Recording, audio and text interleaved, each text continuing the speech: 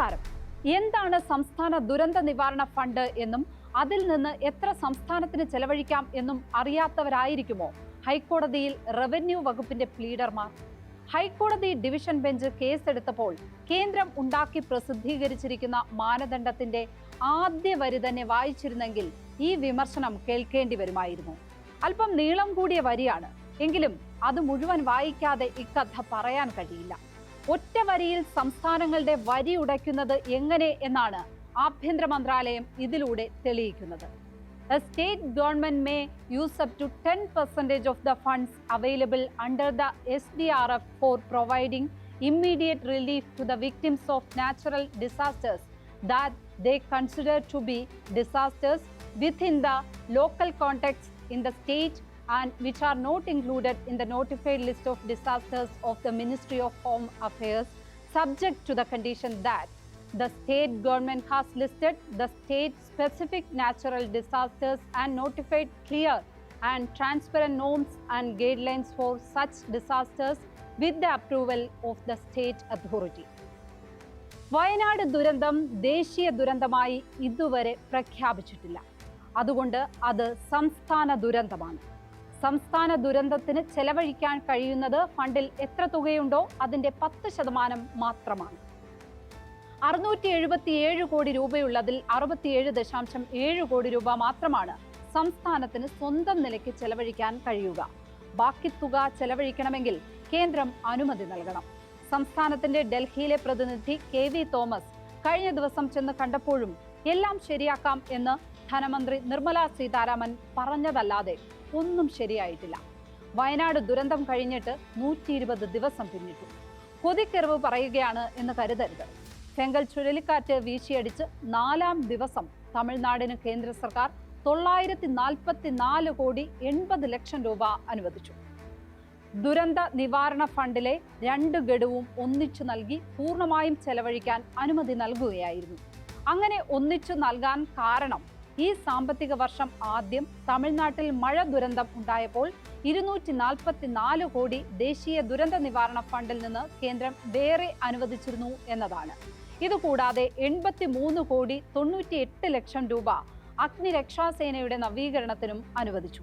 കേരളത്തിന് ആകെ 291 കോടിയാണ് കേന്ദ്രം അനുവദിച്ചത്. അത് നിയമപരമായും ഭരണഘടനാപരമായും ബാധ്യതയുള്ള തുക. ആ ഫണ്ടിൽ ബാക്കിയുള്ള തുക കേരളം സ്വന്തം ബജറ്റിൽ നിന്ന് നിയമപരമായി നീക്കിവയ്ക്കുന്നതാണ്. സ്പോട്ട്ലൈറ്റ് വിശദമായി പരിശോധിക്കുന്നു. ആ ചെലവഴിക്കാനാകാത്ത ഫണ്ടിന്റെ കാര്യം എന്താണ് കോടതിയിൽ പറയാത്തത്? സംസ്ഥാനങ്ങൾക്ക് കേന്ദ്ര ആഭ്യന്തര മന്ത്രാലയം നൽകിയിരിക്കുന്ന നിർദ്ദേശത്തിലെ 10ാമത്തെ പോയിന്റ് കാണുക. Expenditure on disaster preparedness, restoration, reconstruction and mitigation should not be a part of SDRF or NDRF and is to be met from the plan funds. അതായത് ഉത്തമ എന്ന് ചോദ്യം ചോദിക്കുന്നവരോട് പറയേണ്ടി വരുന്നു. ദുരന്ത മുന്നൊരുക്കം, പുനർനിർമ്മാണം, പുനരധിവാസം എന്നിവയ്ക്കുള്ള ചെലവുകളൊന്നും SDRFൽ നിന്നോ NDRFൽ നിന്നോ എടുക്കാൻ പാടില്ല എന്നാണ് ആ പ്രഖ്യാപനം. കേരളത്തിന് വേണ്ടത് പുനർനിർമ്മാണവും പുനരധിവാസവുമാണ്. അതിന് ഈ ഫണ്ടിൽ നിന്ന് നയാ പൈസ എടുത്താൽ ഇതേ കോടതി തന്നെ ഉദ്യോഗസ്ഥർ മുതൽ മന്ത്രിമാരെ വരെ ശിക്ഷിക്കും. അതിന് ബജറ്റിൽ കാശ് വകയിരുത്താനാണ് പറഞ്ഞിരിക്കുന്നത്. ഇവിടെ കാശില്ലാത്തത് കൊണ്ടാണല്ലോ കേന്ദ്രത്തോട് ചോദിച്ചത്. ഇനി പോയിന്റ് 11.1. ആഭ്യന്തര മന്ത്രാലയത്തിന്റെ അനുമതി കിട്ടിയ ശേഷം കേന്ദ്ര ധനമന്ത്രാലയം അത്തരം ചെലവുകൾക്കുള്ള പണം അനുവദിക്കും. അങ്ങനെ ഒരു അനുമതി കേന്ദ്ര ആഭ്യന്തര മന്ത്രാലയം രൂപീകരിച്ച സമിതി നൽകിയിട്ടുമില്ല. ആ പേരിൽ ധനമന്ത്രാലയം നയാ പൈസ അനുവദിച്ചിട്ടുമില്ല. 11.5 നോക്കുക. Pay and accounts officer ministry of finance release ചെയ്യുന്ന പണം മാത്രമേ ഇത്തരം ആവശ്യങ്ങൾക്ക് ഉപയോഗിക്കാൻ കഴിയൂ. അതിന്റെ കണക്ക് സൂക്ഷിക്കുന്നതും ധനമന്ത്രാലയത്തിലെ കൺട്രോളർ ഓഫ് അക്കൗണ്ട്സ് ആയിരിക്കും.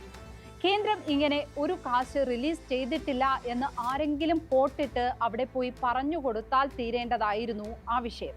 പക്ഷേ യഥാർത്ഥ പ്രശ്നം വേറെ ഉണ്ടല്ലോ.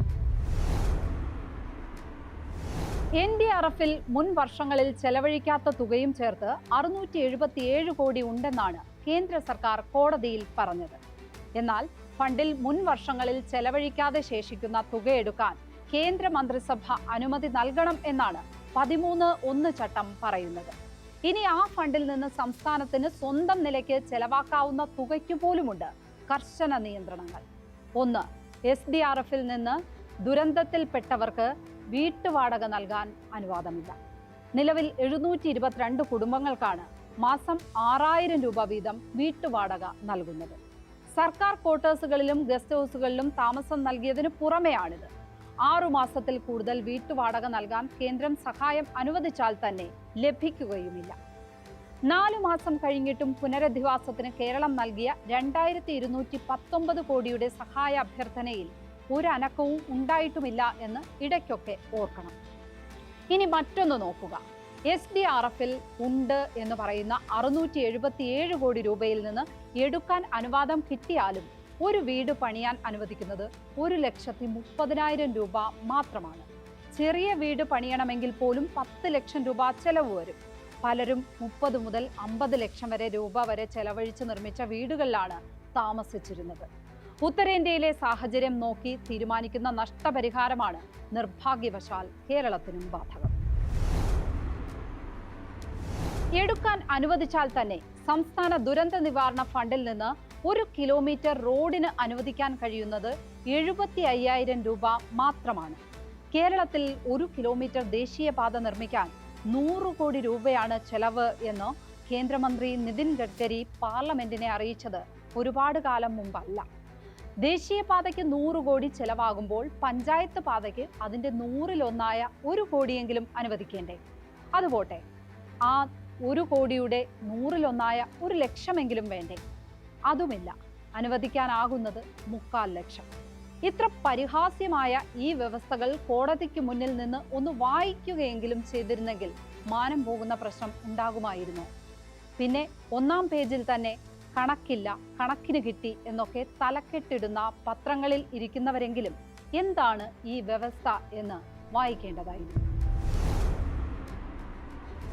ഒരു വ്യക്തിക്ക് പരമാവധി 10,000 രൂപ SDRF-ൽ നിന്നും പരമാവധി 5,000 രൂപ NDRF-ൽ നിന്നും അനുവദിക്കാൻ മാത്രമാണ് വ്യവസ്ഥ.